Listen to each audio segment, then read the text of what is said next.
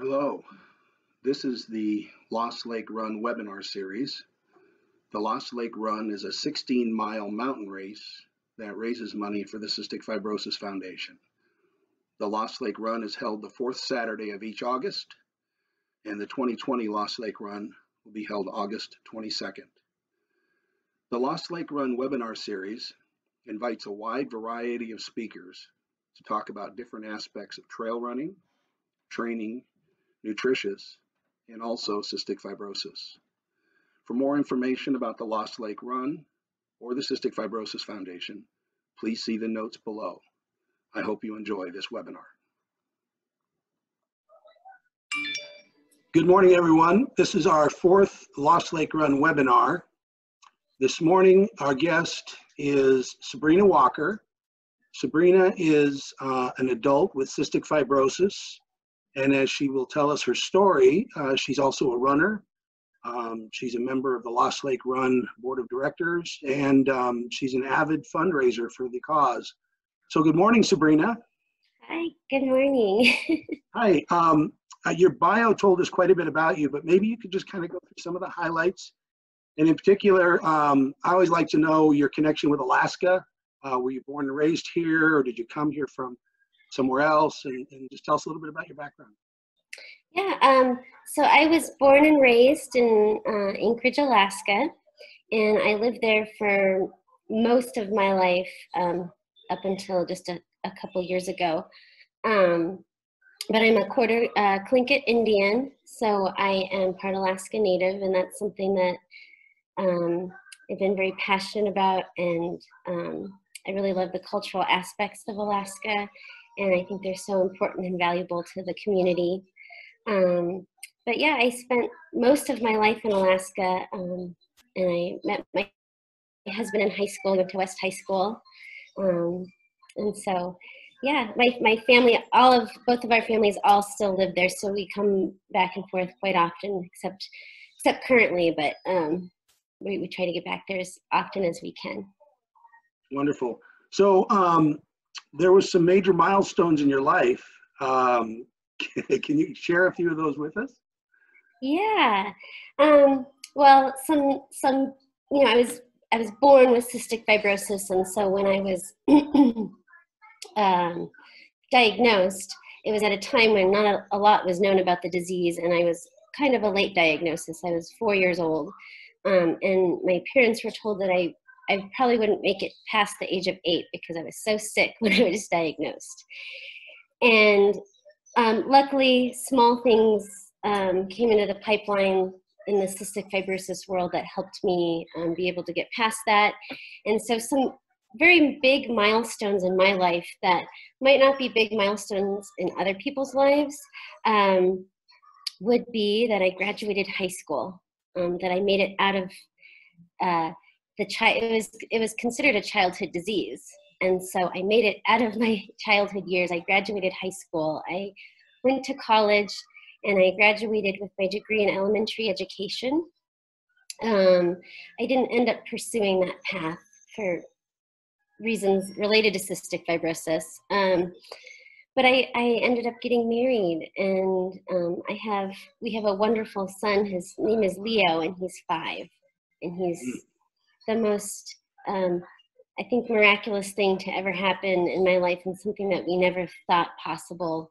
I also am a cancer survivor. When I was 18, I was diagnosed with non-Hodgkin's lymphoma, and I went through 4 months of chemotherapy and 1 month of radiation. And this year will be, oh my goodness,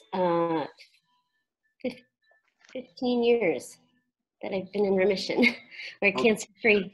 Yeah, that's a huge milestone for me. And then I've been a runner, and so some big milestones in my life have been Lost Lake. I finished the Chicago Marathon and the New York City Marathon. And I guess in my life, those are the big milestones for me. I know comparison to a lot of people, there may not be that grand, but for me, they have been huge milestones. Those are amazing. Yeah. Yeah. my oldest son, when he was born, he didn't make it out of childhood. He passed away when he was almost 19. So you are indeed a miracle. That's wonderful. And we're glad to see it. Now, you have cystic fibrosis. We raise money for cystic fibrosis, but I don't know that everybody understands exactly what it is. So tell me, what is cystic fibrosis? So cystic fibrosis is a genetic lung disease. It's something that you're born with, and there's no cure for it. But what happens is our body creates this perfect environment for really thick, sticky mucus to stick in our lungs. And we can't really get it out like a normal person. It just sticks there. And it creates this environment for bacteria to live and grow. And over time, this bacteria can take over and grow in your lungs and create lung infections. And these lung infections create scar tissue. And as you get older, the damage continues to increase in your lungs, and it allows for, they call it end-stage cystic fibrosis, and really the only way to not pass away is to get a lung transplant. And so it's a very complicated disease. It's not only affects our lungs, but it impacts our digestive system. Many people can't digest their food, so we take enzymes to help digest. And along with that, as we get older, they're learning that our population has increased. There's things called cystic fibrosis-related diabetes, cystic fibrosis-related arthritis. Other organs aren't able to function properly because some people are on really large doses of antibiotics very frequently, and it's hard for our bodies to handle that capacity of treatment. We have chronic sinusitis, and we often have to get polyps removed from our nose to help us breathe. We have to get colonoscopies at 35 instead of 40 because they're finding out that we have just every single part of our body is impacted. So we have things that are coming about, and as we get older, we're learning more. Like 98% of males with cystic fibrosis are infertile, and most women have a very hard time conceiving children at all. Wow. Now, what I've always found about cystic fibrosis is that if somebody saw you on the street, saw you at a race, they saw you in a picture, they see you on this webinar, they would think, well, she looks like a perfectly healthy young woman. There couldn't be a thing wrong with you. And yet all of this is occurring inside our bodies, not on the outside. There's no outward signs of it other than possibly kind of a raspy cough from time to time, or when you're smaller, maybe a failure to thrive. And I think that makes this disease one that is hard for people to associate with sometimes, because the outward appearance of the disease, isn't something you can easily see. So you've got this disease. What is a day in the life of someone with cystic fibrosis? Yeah. So it is an incredibly invisible disease.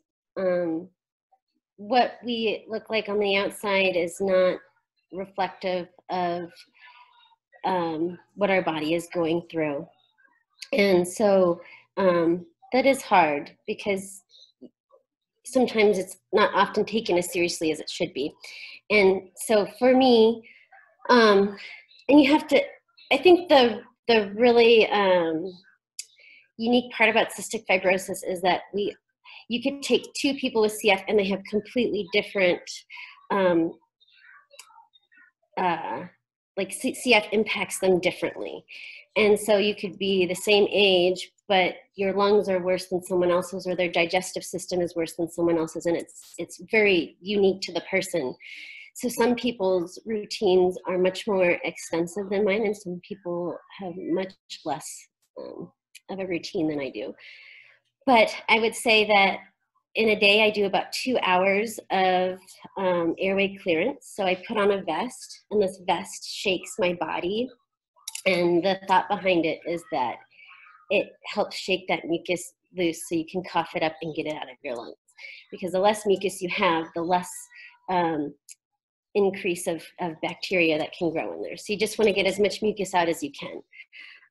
So I do about 2 hours of airway clearance. I also do inhaled nebulizer treatments. So some of them are long-acting bronchodilators, short-acting like albuterol and steroids that help open up the airways because they're so inflamed.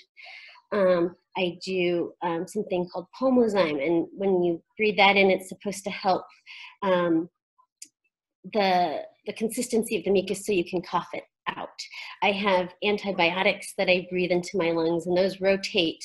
And these antibiotics are very specified for what kind of bacteria you grow in your lungs. So for me, I have a very resistant Pseudomonas that grows, and so I'm doing 2 different antibiotics that I breathe in. On top of that, I probably take about 7 enzymes every time that I eat a meal. And so I probably, with all of the antibiotics, the vitamins, the supplements, my enzymes, I probably take around 35 pills a day to help keep things hopefully normal for me. I also am a firm believer in exercise. So exercise has been a very big part of my life. And I believe, it doesn't matter if you're walking or doing something to get your lungs moving or running, whatever it is for that person. I think it really acts as its own form of airway clearance. And so I try to get out and do and run 3 to 4 times a week. And then I try to do some type of body workout 2 days a week. I do have a son, and he's not in school right now, so that's been interesting. He's been doing a lot of stroller rides in our Bob, and this big stroller that he's probably too big for, but he can't really ride the bike long enough to go bike riding, so we're getting creative. But that's a large part of my daily routine. It probably consumes a little over 3 hours a day to do everything that I need to do. Now, the running part of your life, how much impact has running had on the disease? Does it help? Does it hurt? Does it make things more difficult? Does it improve your outcome? So I would say I started running when I was probably late elementary. My parents were just very big proponents of exercise and wanted me to do sports in junior high and high school, and they never told me I couldn't do something because of cystic fibrosis. And so I didn't really know any different when I was running. I just kind of did what I could do. I was never pushed to you need to run 20 minutes. It was just jog a minute or walk a minute, just do what you can do. And then when I started cross country running in junior high, it went to a different level, but I didn't know any different. And it wasn't until I started, when I would be in a running group and I would have a lung infection. And then I realized, okay, well, I can't breathe very well. I'm really tired. This is really hard for me.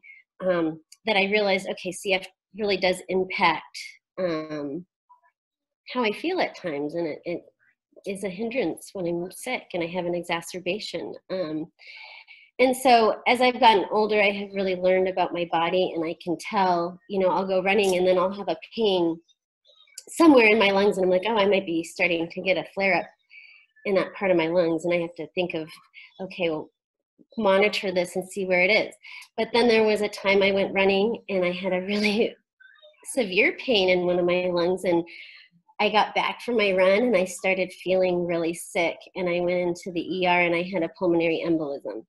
And so there's just, I think running can really help you be in tune with your body and figure out what's going on. I'm not the fastest runner. I huff and I puff and I cough and I clear my lungs out. And that's mainly why I do it, is because it clears my lungs out so much every time that I run. Yeah. So yeah. Does it supplement the vibrating vest, or do you do both? So it supplements the vest. When I do a run, I will take out one. For me, I have 2 treatments a day for the vest. And if I run, I take out one of my vest treatments. Yeah. And then on days that I don't run, I just do the vest.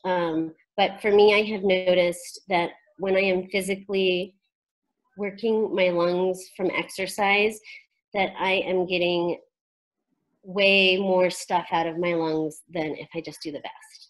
Yeah, there's another person that does the Lost Lake Run that also has cystic fibrosis. Yeah. And he described to me how he kind of gets deep into his lungs. He says, the vest doesn't do that for me. Right. Like running does, where he feels like it gets really deep in his lungs and it pulls all that stuff out. Yeah. He's quite fast. He's a top finisher. Yeah. He's on a very different level than I am. Well, he's on a different level than most humans. Yeah, he's pretty amazing. Superhuman. But there are a lot of very fast people in the cystic fibrosis community that have CF and are just very fast runners. And over time, I have not been able to, especially over the last couple years, my running has really been impacted because I've had so many things kind of compound, and but I'm starting to see a change, and we can talk about that later. Good. Yeah, I wanted to get to that. I think I know what you're talking about. Yeah. Let's talk a little bit about your relationship with the Lost Lake Run. We've been very fortunate to have you as a board member, as a fundraiser. Tell me, how did you find out about the Lost Lake Run, and when did you decide, I think I'll run 16 miles over one of the most difficult trail courses in Alaska? Other than maybe Gird to Bird thing, I think this is probably one of the toughest ones to do. Yeah. So when I was in college, I had decided that I wanted to start running and fundraise for cystic fibrosis. I think I was around 24 when I started to not be embarrassed by having a lung disease. And then I was starting to feel like, okay, I need to create awareness, because no one really knew what it was. And I was starting to be like, okay, I need to see change in our world. And so I signed up to do this little running race for Team Boomer, part of the Boomer Esiason Foundation. And after I did that, I thought, wow, this was super empowering. How can I do this in Alaska? Because I was moving back home from college. And so when I got back, I Googled, all the fundraising things that you could do for cystic fibrosis in Alaska. And really there was very few things that I could find. And one of them was Lost Lake. And so I went in and I looked at the website, and I thought, I don't know if I can do this. This is a very difficult race. I don't know if my body can do that, but I really want to be a part of this. And something is calling me to do more physically and in the community. And so in 2012, I think I had started talking to you in around 2011 saying, hey, I have CF, I want to be a part of this. Mm-hmm. And it wasn't until 2012 that I realized, okay, this is going to be the year that I do it. And so I asked friends and family if they wanted to be a part of a team with me, and I ended up getting a support and people who said they would do it, people who weren't runners, people who were runners, people who planned on walking, and it ended up being this more of a drive to push myself, but also I had all of these people in my corner that were backing me up to do this, and I just felt really inspired.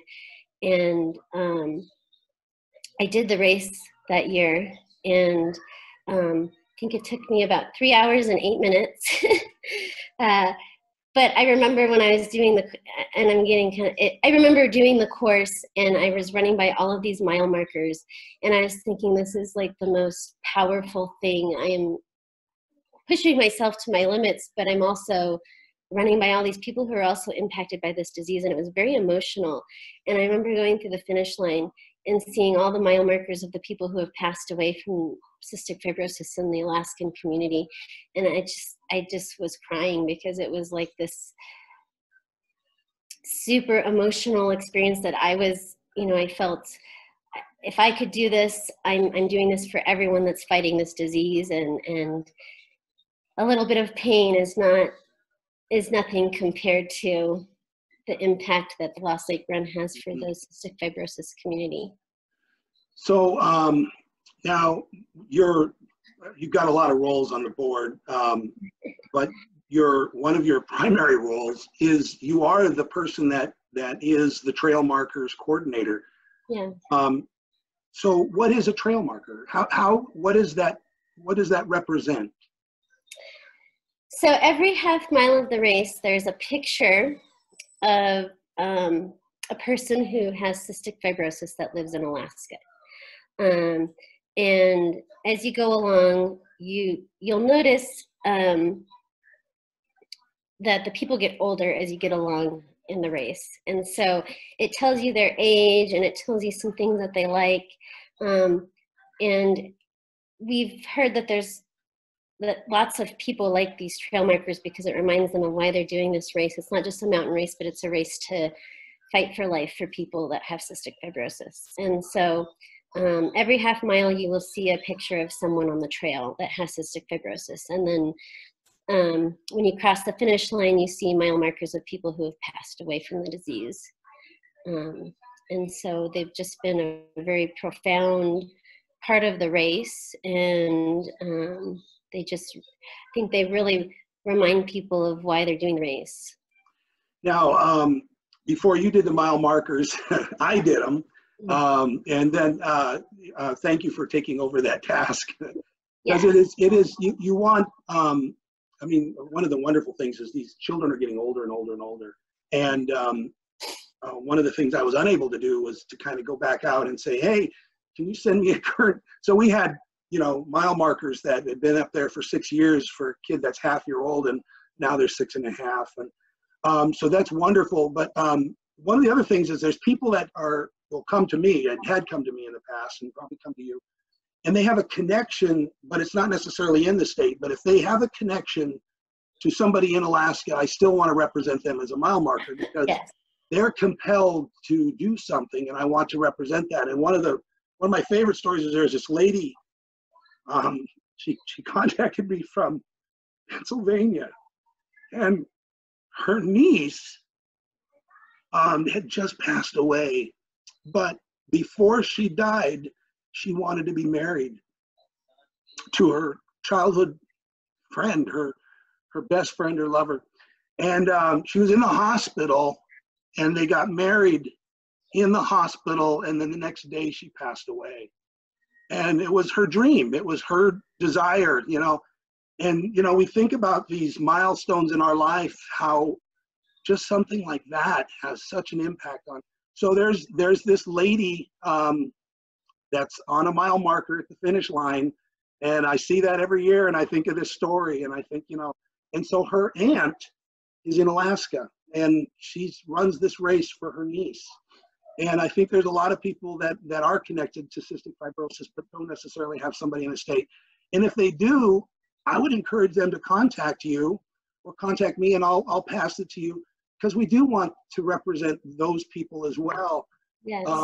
That's why we're doing this. And the Cystic Fibrosis is a national organization that we're raising money for. So a rising tide floats all boats. And so we'll affect everybody. So anyway, there's some great stories. There's a bunch of stories I could tell about some of those mile markers, but they get emotional. Like you said, it's hard. So you've been fundraising since you're 24. You started with the Lost Lake Run. Steph Figarelli mentioned how she had a burpees challenge that she did initially through Figarelli's Fitness that was she was part of your team, which is team Sabrina Fights CF, I think. Yeah. And you make some of the most interesting T-shirts every year. I think the one that I like the most is it was a native art version of lungs that were where the lungs would be on the shirt. Yeah. And it was, I thought that was really cool. I hope you've trademarked that so you can Yeah. sell it. My cousin designed that, so it's very special. It's not yeah, it's something that we I've been using since she made that. So yeah, it's really fantastic. Now we raise money for the Cystic Fibrosis Foundation. We want there to be an impact. How do you feel the Cystic Fibrosis Foundation has impacted your life? Are there treatments and therapies that have been developed that you've been able to take advantage of as a person with CF that have helped you in your life? yeah. So from when I was diagnosed to today, so many incredible things have become available to our community, and that's why it's no longer a childhood disease. But you know, I like to think that all of these things are like stepping stones to a cure someday. I don't know if that will be in my lifetime, but you can only hope. But you know, all these antibiotics that come out to target very resistant bacteria that don't ever go away from your lungs. They stay there for the most part. And then several years ago, they came out with something called modulators, and modulators are meant to target the defective protein that's in our body. And so it's the first thing that's trying to target the impact of the disease. And so they started out with a version that a very small percentage of the cystic fibrosis community could take, because we all have different gene types of this disease. And it was only for a very specific gene type. But it worked wonders for that community. So then they developed something that was for the available to a larger part of the community. And it was working for some people. For some people, it wasn't working. For some people, it was making them worse. For some people, it was making them stable. And so they continued to grow upon that that modulator. And there's lots of names for them, and it's kind of confusing. So I'll just name the big one at the end. Anyways, they came up with the next version of this modulator, and then they came out with another version of it. And I'm currently taking this newest version called Trikafta. And it has 3 components to it that make up the drug. And so I was a little skeptical because I had started the previous one, and it wasn't really helping with anything, and I was actually getting some worse problems from it. And so I started taking Trikafta, and I think about 24 hours later, I thought I was getting sick. I thought I was getting an exacerbation, and I thought, okay, I need to call the clinic and I need to start IV antibiotics because I'm sick. I'm not feeling good. And I coughed up I coughed up mucus for days and days and days. And then it just stopped. Like they call it a purge. So I was purging all the stuff out of my lungs, and then it just stopped. And then I could I took a deep breath. I was sitting and I realized, oh my gosh, I can breathe into my lungs really deep. And I have very chronic inflammation. And so I always feel inflamed. Like I can't really get that deep breath in. And I could feel like I could take a deep breath in, and I was shocked. And a little backstory to Trikafta was last August I had 3 weeks of IV antibiotics, and then in November I woke up one morning coughing up blood, and I coughed up 3 cups of blood, and I had to go into the hospital in the ICU, and I started IV antibiotics, and my lung function was in the mid-50s. It was like that's my son. It was in like the low 50s, which is one of the lowest recordings I've had for a pulmonary function test. And so I got out of there, and I was like, I just don't know if I'm going to be able to recover fully to the extent of what I was before this, because they had to do surgery and they had to cauterize the lung bleed and make it stop. And I could feel it, and then it hurt. And so I kind of came into the mindset like, okay, well, this is my new normal. This is my lower new normal, and that's okay. I'll work with what I can work with. And then in December, I received an email saying that my insurance had approved Trikafta that had just come out about a month before. And I was like, okay, well, I'm going to try Trikafta because I don't have any other options. And so I think it was in January. I started this drug in December, and it was in January, and I did my first pulmonary function test after the drug, and my lung function was at 94%. Oh my gosh. Wow. And so these are numbers that you would never expect to see for someone my age. You would never expect to have such a large jump in the way that your lungs function. And I think when you live with CF, you kind of get in the mind frame of, I'm just going to try to stay where I'm at for as long as possible. And over time, you see that, you know, it's like to decline. And you know that you can do everything that you can to try to prevent that, but you know you can, but it's hard. And so, and you don't know, you could do 8 hours of treatments a day and still be declining. It doesn't matter. Your lungs have a lot of damage. And so I couldn't believe that I made the jump that I did. And I almost feel like it's not real. I'm still kind of in this bubble of thinking that, oh my gosh, am I dreaming? I never in my lifetime would have predicted that a medication like this would come out. And it's not a cure. We can still get sick. We still need IV antibiotics. And they're still learning about how it impacts us and the long-term effects of being on something like this. But I really never, ever thought in my lifetime that I would be on a drug that could impact my life so significantly. And this, my wife and I went back to March on the Hill, which is an advocacy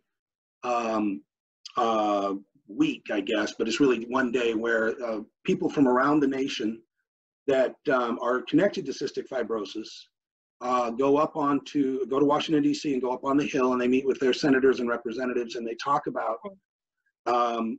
some of the issues that are really important for the cystic fibrosis community. But at this meeting, you know, when we all got together for our training, we train on Wednesday and go to the Hill on Thursday, these stories were over and over and over again coming out. I mean, the effect that this drug has had on so many lives like yours. My daughter has had a very similar response. She flew below the radar with her disease like you did until she's 23. So it's about the same time and she just did. I don't think people with cystic fibrosis don't want to be defined by their disease. Oh, right. She's the girl with cystic fibrosis, right? Or he's the guy with cystic.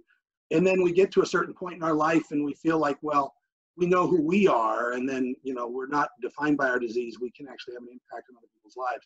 She's now reaching that point, but she wrote a Facebook post for the first time and kind of told people, here's about my disease and here's how much impact this one drug has had on my life. And for the first time, she felt like she could thrive, not just survive. And that difference is, I mean, I hear you that in what you're saying is and it was almost this unbelievability, like you're saying, where it's, you know, you're kind of looking over your shoulder to see whether or not you're punked. Really, I'm like waiting. I'm just so used to riding these highs and lows, and I'm waiting for that low to happen, and it's not, and I'm just gonna keep on going. And so the message I would give to the people watching this webinar, the people that are watching now, the people that watch this on YouTube, is that the money we're raising has had a huge impact on people's lives. Yes. The dollars we've raised, and I think with Lost Lake Run now over the 28 or 29 years that we, depending on how you count, because last year we had to skip fire and flood, but we've raised about $2 million. Well, maybe that $1 that we raised was just enough to fund that other project. to get Yes. that one scientist, to get that one study done. You know, and every dollar counts. And it's had such a huge impact on your life, on my daughter's lives, and so many others. So it's wonderful. Let me shift in a little bit different direction and talk a little bit about COVID. Since it would appear to me that COVID would be, because it hits the lungs so aggressively, would be something you'd be very concerned about. How has COVID affected your life, and what are you doing differently now that we're in this COVIDulous situation? Well, it's, you know, I think this is a very stressful situation for anybody, despite having a respiratory disease, but being in that high risk category it's, you know, it's scary. But the ironic part of all this is all of these things that are in place for everyone is what the cystic fibrosis community has been doing for decades. You know, we have the 6 feet apart rule, because if someone with CF, we're in the room with someone else with CF, we're contagious to one another. So we have to always stay 6 feet apart. We can transfer our bacteria to one another. Not anyone that doesn't have CF, but if you have CF, we are contagious to one another. So we have this 6 foot rule that has been in place for many years. We're always trying to, we've always been taught to wash our hands. When we go to the hospital, we wear a mask. We have, you know, I have all these, I do at-home IV antibiotics, and so I get sent all of these supplies, and I have these boxes of gloves because we have to always be very aware of making sure that our hands are clean, because when we're administering IVs, or not administering the IVs, but the antibiotics into like our PICC lines or our ports, we have to be very aware of what the potential causes that we could make our body sick with. And so we're always having this constant thought of, if we go on an airplane, do I need to wear a mask? Do I need to wipe the seat down? Do I need to do this?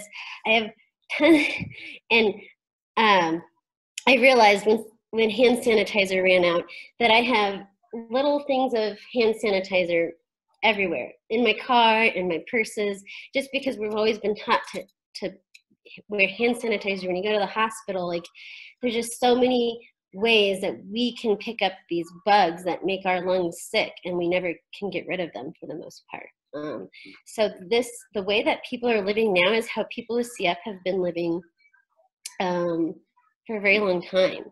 And so, you know, I'm not a person that wears a mask everywhere I go, just because I need, now with the times I am, but I'm saying before this, you know, we had masks, and you have to remember, like, I see people walking around with masks now, and it's kind of a bizarre world, because this is something that it's just been a part of our life. And when I go into the hospital, we have a sign on our door that says isolation, and before anyone comes in, they have to gown up, wear gloves, wear the mask, because they can bring bacteria in from other people's rooms into our room, and so we're in isolation. So it's kind of a bizarre world, seeing everyone else, as you know, going along as if they have CF. They don't want to catch CF. So I think all of these precautions are very important. They are protecting everybody, and and just to, you know, stay home if you can. The hard part is my husband has to see people where he could potentially be in contact or exposed with someone that has the disease. And so we have had to block off a part of our house, and we put up a big plastic tarp, and we taped with duct tape on the sides, and he's isolated in his own spot of the house, and he's not coming in anywhere we are. And I leave a little plate of food outside this little zipper for him, and we FaceTime at night so Leo can say goodnight. But we just are very worried that he could bring this home and get us sick, and so we're taking all the precautions. So I think a lot of people are sacrificing, a lot of people are going through a hard time, and a lot of people are, you know, we're just kind of learning as we go, and hoping that virus, or the virus will have a vaccine when the time is right. Mm-hmm. Mm-hmm. Let me kind of further go with that, because you brought up an issue recently to myself and someone else, and then we all Karen Ray, who she has the other major fundraiser in Alaska called Shoot for the Cure, and you brought up to our attention that there was some policies that had been put in place that affected people with cystic fibrosis. Can you tell me a little bit about what that was and where we're at with that? Yes. So I was made aware by someone else in the CF community that there were 7 states that had issued crisis response statements saying that if a shortage of ventilators were to arise in these states, and they had to choose between 2 people who needed a ventilator, that someone with cystic fibrosis would not even get a chance to be, it wouldn't be it wouldn't be a case-by-case situation. We would just automatically be bypassed and we're not given the opportunity to have a ventilator. And I thought that was very wrong, because despite us having a disease, I think it should be a case-by-case situation, and you don't just discriminate someone based on a disability or something that is happening. If the circumstance were to be that we may not fare as well as someone else, that is understandable, but at least give us a chance to be, have an opportunity to live. And well, and it seems their viewpoint of cystic fibrosis is antiquated, given what you've told us about Trikafta, which I think a lot of the medical community maybe isn't aware of how robust the health is of so many people with cystic fibrosis now, and as adults. And so they're thinking of this like when you were diagnosed, that, oh, this is a childhood disease, and it's not the same now at all. No, the standards are very different, and it's everyone's life matters, and everyone should be given the opportunity to have the right to receive a ventilator if these really terrible circumstances were to happen, and you just hope and pray that we don't ever come to that. But because of Trikafta, the last report that the Cystic Fibrosis Foundation put out was that 50 people worldwide with CF have been tested positive for COVID, and only 1 fatality out of all those 50 people. And they're saying everyone was able to make for the most part, everyone was able to make a recovery. And even people with end-stage cystic fibrosis, which is like 30% lung function or less, maybe a little less, were able to recover. And so we are able to fight the disease, and we're able to get through it. Doesn't mean that we get it and we're just going to pass away. Our bodies have the same capability as everyone else to fight this. And because of Trikafta, I think that's really making our health even better and more able to fight something like this. And so, yeah, it was very disheartening to learn that, but I know that changes are happening in many of those states. Mm-hmm. Now, the Lost Lake Run Facebook page, your Facebook page, Karen Ray's Shoot for the Cure page, we all put out a call to send letters to the governor. The governor received, according to the CF Foundation, 90, almost 100 letters, which is fantastic. Thank you. Yeah. And then Karen Ray met last week with Dr. Zink, the chief medical officer for the state, and Adam Crum, the commissioner for the Department of Health and Social Services. What was the outcome of that meeting? Because it was about this topic. The outcome was that they agreed that this should be taken out, this verbiage should be taken out, and they should not be, saying specific diseases don't qualify for a ventilator. And so we were very happy to hear that. I know that, if you live in a state like that and you're told, oh, well, you don't matter, we're not going to consider you, that's very scary. And so we were very happy to hear that they're willing to change that, and they're going to redo that document. We're in the stages of figuring out when that timeline is and how long that will take for it to be enacted and effective and redone and sent out to everybody. But we're given a verbal commitment that this is going to change. Wonderful. I mean, that's the power of this community, right? I mean, Yes. their hearts are big, very big. It's Should be mentioned that this language was not just cystic fibrosis. It included pulmonary fibrosis and COPD and people with heart issues. And I mean, the list was rather long of the other ailments that were included. And the Governor's Council on Disabilities weighed in and wrote a letter to the governor and to Commissioner Crum, urging them on a larger scale to equally treat every person with disabilities as you would someone without a disability, and to not just based on their diagnosis determine whether or not their outcome would be less or better than someone next to them that doesn't have a disease. And I think that so good for everybody that did that, and I thank them, and I thank you for bringing this to our attention, because this was something I was not aware of at all, and then you brought it to Karen and our attention, and we were able, the three of us, to get to mobilize some action, and that was wonderful. So as we kind of wrap things up, what is something, I guess I'd like to know what you think you would like people to know about this disease. If they, what is the one thing, if they were to walk away from this webinar and tell a friend, what's a take-home message you'd like them to carry with them?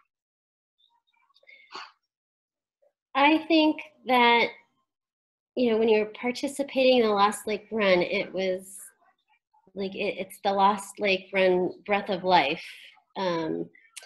And so I think it's a very sought after race. Many people want to be a part of it. Many people want to do it. And it's very popular in Alaska. And so I think for those who don't know about cystic fibrosis, I just would want them to know that this disease is a very aggressive disease. In the end, this is life-threatening.